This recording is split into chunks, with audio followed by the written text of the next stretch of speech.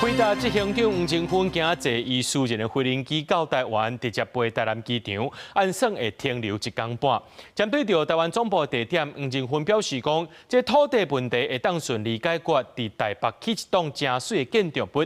台北市长蒋万安是呼吁回答，会当伫咧台湾设一间有够资本业的子公司，互地方产业和税收拢会当提升。 轻便的乌衫白裤，回答执行长黄清芬初一下晡坐私人专机到台南，这已经是伊今年第4届来台湾，亲口证实要参访台积电3纳米厂。Why am I back? Well, business is very strong, so I came back to encourage my TSMC friends. 要加油加油！讲家己1天半都爱走台南、台北，一甲侧北要参加新的台积电运动会，加创办人张忠谋做阵。不过对外团回答海外总部要设立伫咧台北巴士科 T17、18基地，伊就是张忠谋斗牵线。黄清芬表示无清楚，毋过嘛未感觉意外。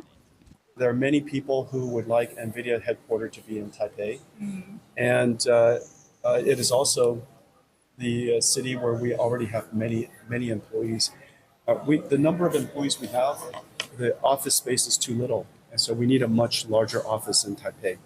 I'm hoping that the land discussion will be resolved, and we can build a beautiful building here in Taipei. 台北市长蒋万安讲，希望惠达会当伫台北设立子公司，并且有一定的资本额，毋是以即马的新加坡，也是未经昆岛分公司来甲市政府对接签约。